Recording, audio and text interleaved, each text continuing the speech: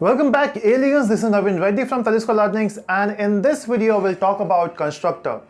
So whenever you talk about Java, so Java specifically follows object oriented, right? So now in Java 8 we have functional programming. So if we talk about this concept of object oriented, we have certain words like we have object, we have class, and we also have a term called as constructor. So where we use constructor, so let's say when you have a class, let's say this is our class here, which is class A, and in this class we have certain variables. So let's say variable we have is int I, and then we have one more variable, let's say not int, but this time the variable is float. Okay, we have float, let's say f. Now we have two variables in this class, right? And let me just end this class here. So if I ask you, what's the size of I? And the answer is 4, right? So, 4, yeah. So int takes 4 bytes. If I ask you about float, again, float takes 4 bytes. So in total, we have 8 bytes, right? Now, let's say I want to create object of A here. So when I want to create object of A, so let's say this is our main function PSVM. Now, why exactly we require PSVM? So let's say, let me take my duster.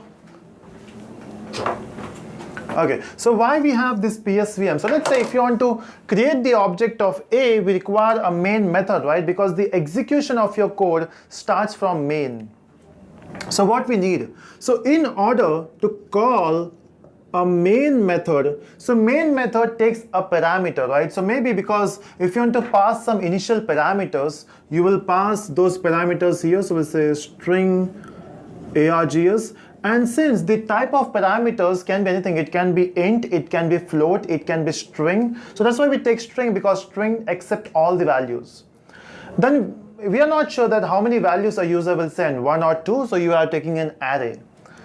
Now this main will return nothing, so we have to write void because it will return nothing.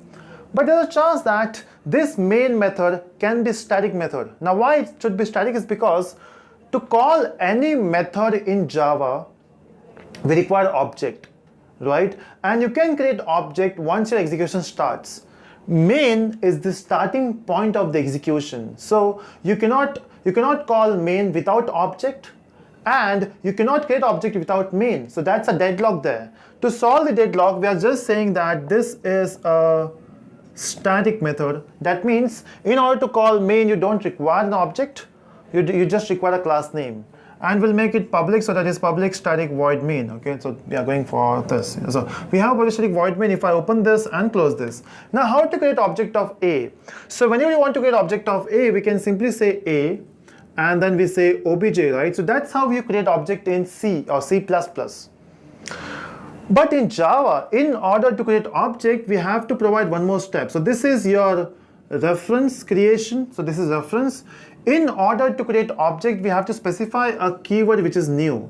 So we use new to create the object of a class. In fact, it provides this space.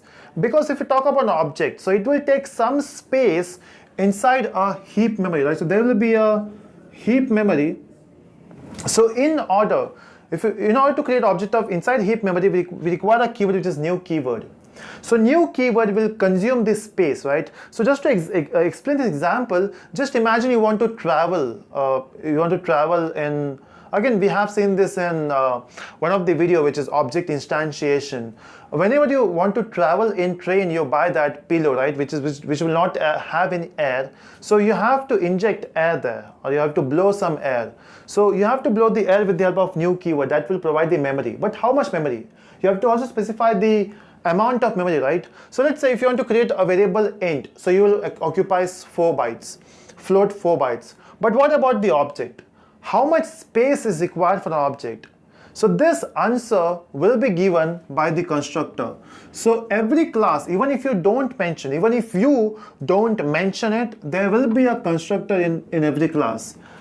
So constructor is like a member method, which means every method will have brackets. So we have a bracket here.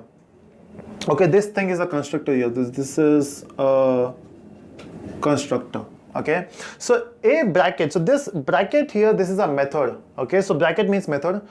And so constructor is a member method which has the same name as class name. So you can say class name is A, that's why constructor name is also A. Okay. So for the first rule or the first thing about constructor, constructor is a member method. That means we require round brackets. Second, constructor will have the same name as class name. So that's why we have A. Next, constructor will never return anything. That's why we have to write public. So no need to mention any return type here. No void, no int. And that's your constructor. Okay, so every time you want to create an object, you have to use constructor. Even if you don't define the constructor, it will be there inside your class. And that's why these constructors are called as default constructor. Because you are, even if you don't create the constructor, it will be there. That's why it is called default. Okay, so now here, okay, just use some line. So here you have to mention the constructor so that every time you want to create an object, it will communicate with your JVM that I want to create the object. How much space I require, that will be given by the constructor. So the use of constructor, it will be used to allocate the memory to the object. Okay, so let me repeat, what is constructor? It's a member method. Okay, let me write it somewhere. Right, okay. So we'll use this space. So constructor is a member method. Second, it has the same name. So same name as class name. The third thing is it will never return anything. And the fourth thing is it will be used to allocate memory. It will be used to allocate memory. Okay, now you can also use the constructor to initialize your value. So let's say the value of I by default will be let's say 0, and it will be 0.0, right? That's the default values for int and float. But let's say I want to provide the default values for the variables, not 0, but let's say 5. So I can say in the constructor I equal to 5, and let's say for f I want to specify 5.5.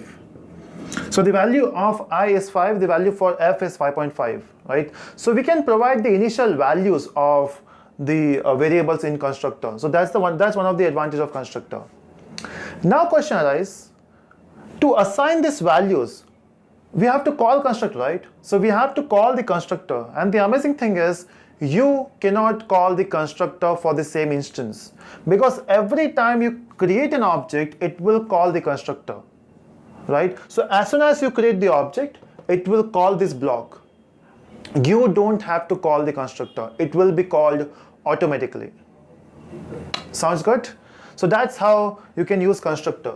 But we can also have different types of constructors. So we can have here, so we can have one more constructor in the class. So we can say public A, but this constructor will have a different parameters. So we can specify int I, and we can specify, like we'll say this is int k. So we can specify I equal to k here, right? So we can have two constructors in the same class, provided they have different parameters.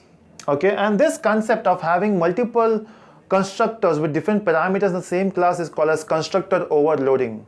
Okay, it's a part of polymorphism, right? So once you know about constructor, once you know about method overloading, so just combine it, it is constructor overloading.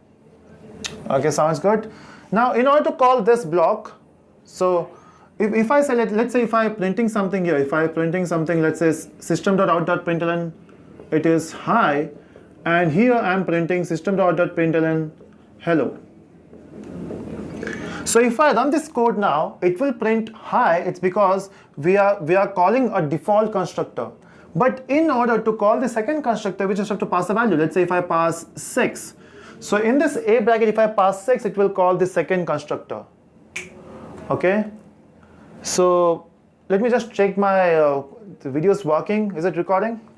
Great. So we have a constructor here in which you have I equal to 5. So if I run this code now, it will print hello. Quite simple, right? Now what next? Something more we can do here.